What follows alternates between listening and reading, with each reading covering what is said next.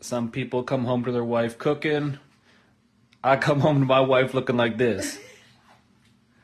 Still gonna hit it though.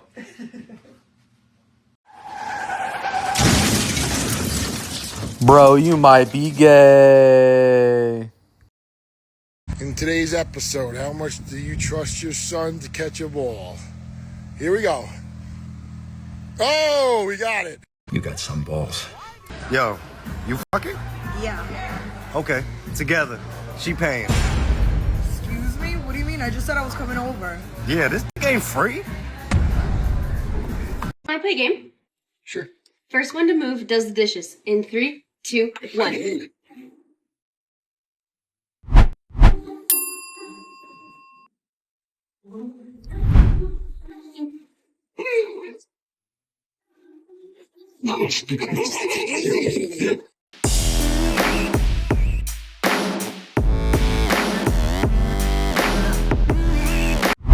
Damn, it's been rough out there, guys, but there ain't nothing wrong with staying single, man. It's a wild world, but the single men are healthy and happy. Don't forget about that.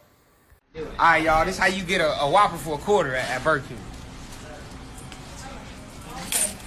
Get your quarters lined up. Take this, and you want to get this stuck on the side of this right here. You want to take this nickel and get it stuck on the side. So when you do that, well, once you get the nickel stuck on the side, you good. See, now nickel stuck, so now you good. So now you take the quarter and you put it down the side like this. And then after you do that, you bounce it a little bit. And then that's how you catch a quarter. That's how you get a Whopper for $1. You are American ingenuity at its finest. I can trip a referee, tell by my attitude that I'm most definitely from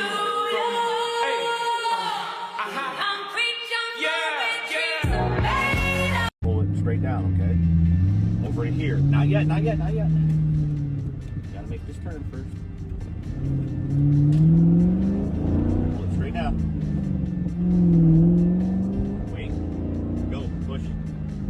Good. Now I'm gonna, when I say pull straight down, pull straight down, pull straight down. There you go. Good. Alright, you can let go of it. All right, guys, how many of y'all have this memory right here? My dad had me shifting gears in the little tiny Toyota truck. That's where we started at. Man, this one brings me back. I dated this guy once who liked to call me his little slut in bed. And at first I thought it was degrading, and then I realized that I liked it and it turned me on. And it's just funny how that works, you know? You're like, I'm not sure about this. And then the next second you're like, one little slut reporting for duty. If you give it to him right, this will fly with any of them. What the heck? Did you hear that? Are you kidding me? It actually is. Let me try.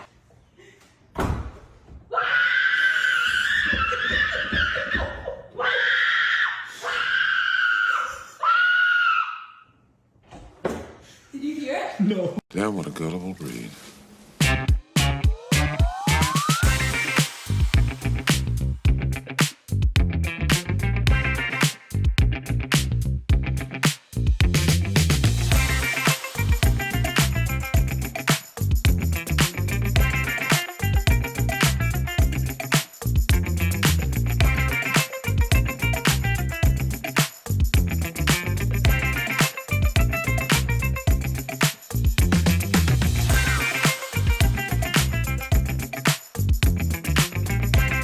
Guys, I don't know about y'all, but this is exactly how I am. I don't know, it's just in my blood.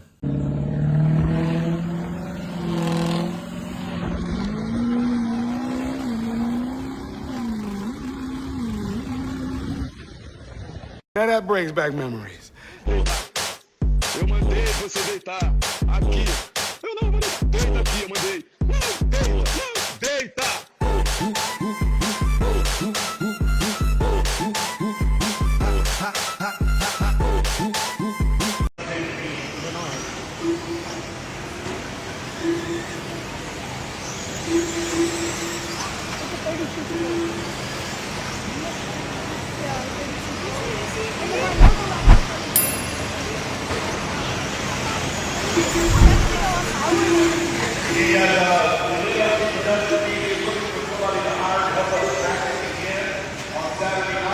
About, can I help you? See, that's crazy right there. Craig, I looked this woman in the eye. I said, bitch, But you said bitch, though. I laid it out. Good girl. Make daddy proud.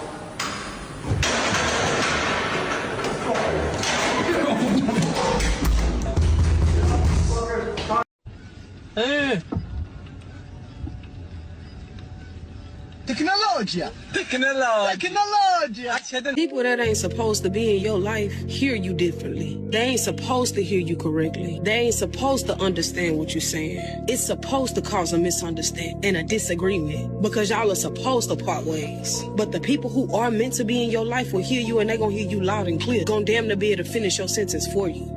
Damn, that shit is too true. It's like they're not listening with their ears, they're just listening with their triggers. And no matter what you say, you cannot get through to them. It's crazy.